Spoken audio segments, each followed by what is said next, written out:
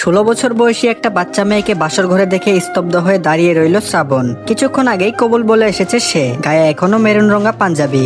রীতিমতো বাবা মায়ের চাপে বাধ্য হয়ে বিদেশ থেকে ফেরা মাত্র বিয়েতে রাজি হয়েছে সে।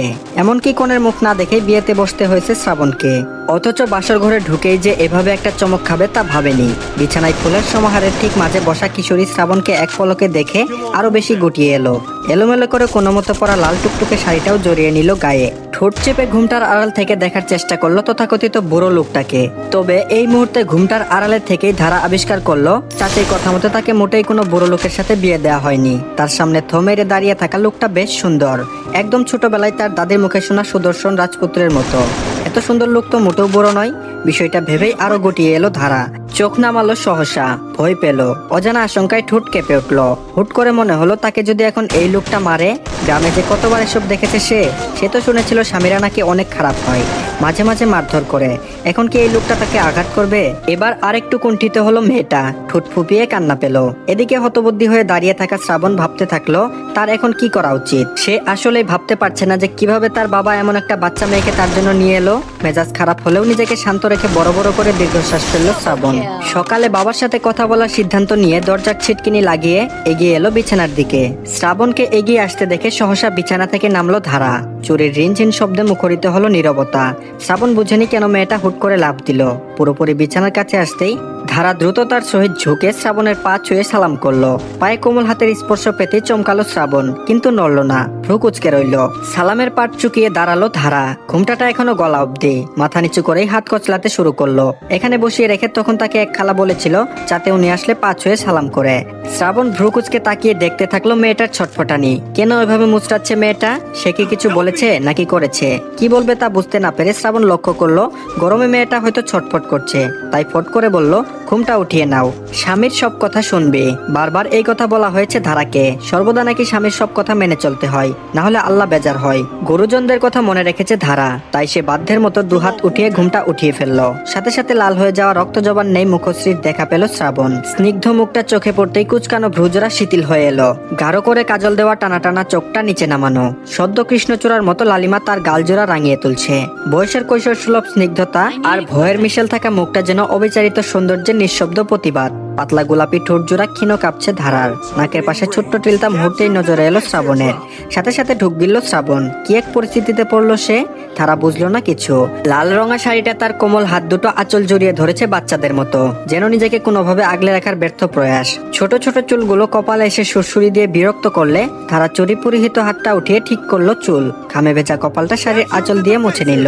শ্রাবণ এবার ঠোঁট কামড়ে তাকালো ধারার দিকে।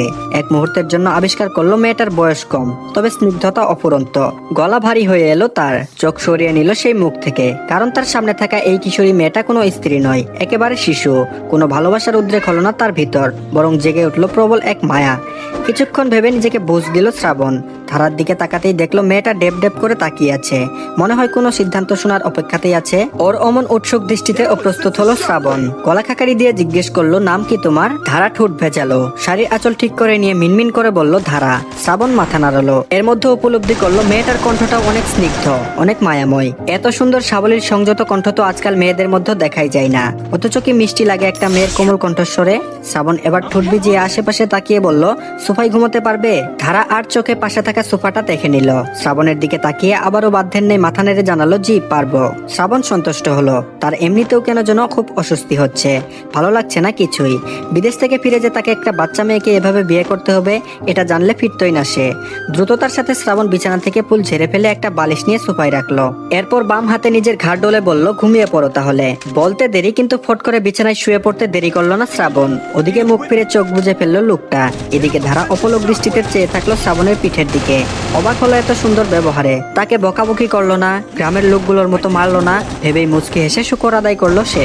গ্রামের মেয়ে ধারা ছোট্টবেলায় বাবা মাকে হারিয়ে যখন সে চাচা চাচির বোঝা হয়ে দাঁড়ালো, তখন ওই মায়াকে টাকার বিনিময়ে শ্রাবণের বাবা সামিউল সাহেব ধারাকে গ্রাম থেকে নিয়ে এলেন। প্রথমে তিনি ভেবেছিলেন কোনো ভালো ছেলে পেলেই ধারাকে বিয়ে দিয়ে দিবেন, কিন্তু তার নিজের ছেলে এর মধ্যে বিদেশ থেকে ফিরে এলেই মাথায় বুদ্ধি উদয় হলো তার। ধারার মতো এত লক্ষ্মী মেয়েটাকে ছাড়তে ইচ্ছে হলো না আর, তাই নিজের ছেলে শ্রাবণের সাথে বিয়ে পড়িয়ে দিলেন তিনি।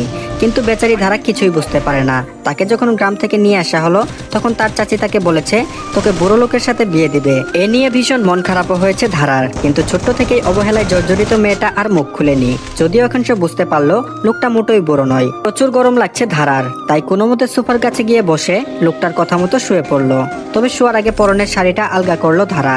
আগে কখনো এমন ভারী কাচের শাড়ি পরা হয়নি তার, খুবই অস্বস্তি লাগছিল এইভাবে থাকতে। ধারা শুয়ে পড়তেই হুট করে শ্রাবণের গোমট কণ্ঠ ভেসে আসলো। শ্রাবণ বলল লাইট অফ করলে ভয় পাবে। সহসা চোখ ফেরালো ধারা, দেখলো লোকটা ওদিক ফিরেই কথাটা বলছে। তাকে দেখছে না কেন কে জানে, কিন্তু কথাটা শুনে কিঞ্চিত হাসলো ধারা। সে শুনেছিল শহরের বড় লোকেরা আলো নিভিয়ে ঘুমায়, তাই সে ধীর কণ্ঠে বলল আমি অন্ধকারে ভয় পাই না, আপনি আলো নিভিয়ে দিতে পারেন। এবার পিঠ ফিরিয়ে থাকা শ্রাবণ ওভাবেই ভ্রু কুচকালো। আজব তো, মেয়েটা কি একটু বেশি অদ্ভুত। কথাটা এমন ভাবে বলল যেন অন্ধকারে থেকে সে অভ্যস্ত। অত কিছু ভাবার সময় আর পেল না শ্রাবণ। তীব্র মাথা যন্ত্রণা আর এমন এক কাণ্ড হয় মেজাজ চরম খারাপ তার। এক লম্বা ঘুমের প্রয়োজন টের পেয়ে সে চট করে লাইট অফ করে চোখ বুঝলো শ্রাবণ। আপাতত সবকিছু ভুলে গিয়ে আরাম করে ঘুমানোর আয়োজন করে ফেললো। অথচ অন্ধকারে আবছায়া লোকের পিঠটার দিকে তাকিয়ে রইল ধারা। লোকটা কেন তার দিকে পিঠ করে ঘুমিয়েছে, আবার এক বিছানাতেও ঘুমাতে দিল না কেন? কেন তাকে কি অপছন্দ করেছে? ঠোঁট ফুলিয়ে কান্না পেল ধারার, ভয় পেল একটু। ছোট থেকেই তো সে চাচা চাচির অত্যাচারে নির্মমভাবে জর্জরিত হয়ে এসেছে। এসব কথা শুনেই অনেকেই তাকে বলতো তার চাচা চাচি তাকে পছন্দ করে না বলেই তাকে মারধর করে। এখন কি এই লোকটাও তাকে মারধর করবে? চিন্তায় ভয়ে আতঙ্কে সারা রাত আর ঘুমাতে পারলো না ধারা। প্রতিদিন ভোরে ঘুম থেকে ওঠা শ্রাবণের অভ্যাস, তাই বরাবরের মতো আজও ভোরের আলো ফুটতেই তার চোখ মেলতে শুরু করলো। কিছুক্ষণ ঘুমের রেশ কাটিয়ে উপর হয়ে শুলো সে। এরপর ধীরগতিতে চোখ জোড়া খুলতেই দেখতে পেল এক মনোহর দৃশ্য। জানালার ফাঁক গলে আসা ভোরের ক্ষীণ আলোতে ফুটন্ত এক কিশোরীর মুখশ্রী স্নিগ্ধতার সাথে আলো ছড়াচ্ছে। এক সেকেন্ডের জন্য কিছু বুঝলো না শ্রাবণ। খানিক সময় পরেই তার সবকিছু মনে পড়লো। আর মনে পড়তেই তৎক্ষণাৎ দীর্ঘশ্বাস ছাড়লো শ্রাবণ। আবারও মনে মনে অসন্তুষ্ট হলো বাবা মায়ের উপর। কি দরকার ছিল এত ছোট একটা মেয়েকে তার সাথে বিয়ে দেওয়ার? চোখ বুঝে এসব চিন্তায় কাহিল হলো আবারও। চোখ মেলে তাকালো শ্রাবণ। গভীর দৃষ্টি ফেললো সোফায় কোনো মতে ঘুমাতে থাকা ধারার দিকে। ধারার গালে পড়ে থাকা এক গোছা এলোমেলো চুল নিঃশ্বাসের সাথে হালকা দোল খাচ্ছে। ঠোঁট জোড়া আধা খোলা, নিঃশব্দ নিঃশ্বাসটা টের পাচ্ছে শ্রাবণ। সে আরো দেখলো মেয়েটার চোখ বন্ধ থাকার পরেও সেই কাজলে ঘেরা পাপড়িগুলো মনে করিয়ে দিচ্ছে গত রাতের থতমত নীরবতা। শ্রাবণ গত রাতে তাদের মধ্যে হওয়া কথোপকথন মনে করলো আর বুঝলো মেয়েটা অনেক সহজ সরল, নইলে এক কথাতে সোফাতে শুতে রাজি হবে কেন? আর শ্রাবণের অদ্ভুত আচরণে অবাক হবেই বা না কেন? ধারার তো পৃথিবীকে চেনার, জীবনের মানে বোঝার বয়স হয়নি, অথচ এখন সে তার স্ত্রী। কথাটা ভাবতেই বুকের ভেতর কিছু একটা ছটফট করে উঠলো শ্রাবণের। এই যে বিয়ে, এই যে রাত, এই সবকিছুই যেন ধারার উপর এক নির্মম বোঝা হয়ে চাপিয়ে দেওয়া হয়েছে। তবুও মেয়েটির মুখে প্রশান্তি দেখে শ্রাবণ একটু হালকা বোধ করলো। মনে হলো হয়তো মেয়েটা একটু স্বস্তিতে ঘুমাচ্ছে অন্তত এখন। হয়তো এই মুহূর্তটা তার জীবনের সবচেয়ে নিরাপদ ঘুম, আর সেটা যদি হয় তবে সে কিছুটা সান্ত্বনা পেতে পারে। ধারা বেশ জড়সড় হয়ে সোফার দিকে ঘেঁষে ঘুমাচ্ছে। হয়তো আগে কখনো এমন ভাবে এমন জায়গায় ঘুমায়নি। এক মুহূর্তের জন্য মায়া হলো শ্রাবণের। এভাবে মেয়েটাকে সোফায় বলা কি উচিত হয়েছে তারই বা কি করার? মেয়েটাকে বউ হিসেবে মানতে ইচ্ছে করছে না যে। শ্রাবণ নিঃশব্দে উঠে বসলো, খুব ধীরে, যেন একটা পাতা নাড়ানোর শব্দও না হয়। মেয়েটাকে বউ হিসেবে মানতে ইচ্ছে করছে না যে। শ্রাবণ নিঃশব্দে উঠে বসলো, খুব ধীরে, যেন একটা পাতা নাড়ানোর শব্দও না হয়। তারপর চুপচাপ জানলার কাছে এসে দাঁড়ালো। চোখে তখন এক নতুন ভাবনার ছায়া। মনে মনে ভাবলো এই কিশোরীর দায়িত্ব এখন আমার। আমি চাইলেও এখন আর নির্বিকার থাকতে পারি না। এখন আমার উচিত হবে তাকে আগলে রাখা, তাকে বড় হতে দেওয়া সময়ের মতো ধীরে ধীরে। কিন্তু নরম ভোরের আলোয় দাঁড়িয়ে থাকা শ্রাবণ এই কিন্তুতেই আটকে গেল। জানালার ধারে দাঁড়িয়ে বাইরের আলোর রেখাটিকে চোখে মেখে নিতে চাইলো। ভেতরের ধাঁধাটে ভাবগুলোকে স্পষ্ট করার চেষ্টা করলো। কিন্তু যতই ভাবছিল মনের ভেতর ততই গুটিয়ে আসছিল এক অসম্পূর্ণ বাস্তবতা। এই মেয়েটা তার স্ত্রী, তার ঘরে, তার জীবনে। সে তাকে কোথায় দাঁড় করাবে? এই প্রশ্নগুলো ঘুন্ডির মতো তার মাথায় পাক খাচ্ছিল। বন্ধুদের মুখ ভেসে উঠলো তার চোখে, তাদের হাসি, ব্যঙ্গ আর অবিশ্বাস। তারা নিশ্চয়ই বলবে তুই কিনা এক কিশোরী মেয়েকে বিয়ে করে এনেছিস। আর কি কোনো মেয়ে ছিল না যে একেবারে স্কুল পুরা মেয়েটাকে নিয়ে এলি? শ্রাবণের কপাল কুঁচকে উঠলো, গলা শুকিয়ে গেল। মনে হলো শরীরে রক্ত যেন এসে জমাট বেঁধে যাচ্ছে। ঘুমন্ত ধারার মুখের দিকে আরেকবার তাকালো শ্রাবণ। নিষ্পাপ মুখটা দেখে মায়া আর বিরক্তির মাঝে দুলতে লাগলো তার অনুভব। মনে মনে ভাবতে লাগলো আমি কিভাবে এই মেয়েটাকে পাশে নিয়ে সমাজে দাঁড়াবো আমার পরিচিত পরিসরে। এটা তো এক অদ্ভুত দৃশ্য হবে। কেবল হাসির খোরাক নয়, এক ধরনের অসম্মান। নিজেকে এক অদ্ভুত বেদনার মাঝে টেনে আনতে লাগলো শ্রাবণ। মনের কোণে রাগ জমছিল বাবার উপর, এই অবুঝ পরিস্থিতির উপর, এমনকি নিজের উপরও। তার মুখ শক্ত হয়ে এলো, চোয়াল আটসাটা। এরকম আক্রোশে নিজের নিঃশ্বাস টেনে নিল সে। তারপর বলল, না, এটা ঠিক না। আমি এমন পরিস্থিতিকে নিজেকে ফেলিনি, এটা আমার কাছে বেছে নেওয়ার জীবন নয়। চোখ সরিয়ে নিয়ে এবার পেছনে তাকালো শ্রাবণ। সোফায় ঘুমিয়ে থাকা মেয়েটার দিকে নয়, বরং তার সঙ্গে জুড়ে দেওয়া এক অসমতল সম্পর্কের দিকে। তারপর মনে মনে একটা চূড়ান্ত সিদ্ধান্তে পৌঁছে গেল শ্রাবণ। সিদ্ধান্ত নিল যে এই মেয়েটার সাথে এক ঘরে স্বামী স্ত্রীর মতো থাকবে না। না পারবে ভালোবাসতে, না পারবে অধিকার ফুলাতে। আলতু করে চোখ বুজে নিচু স্বরে বিড়বিড় করলো শ্রাবণ। তারপর বলল, মানুষ হিসেবে মায়া দেখানো যাবে, কিন্তু বউ হিসেবে কোনো অনুভূতি আসবে না এই মেয়ের উপর।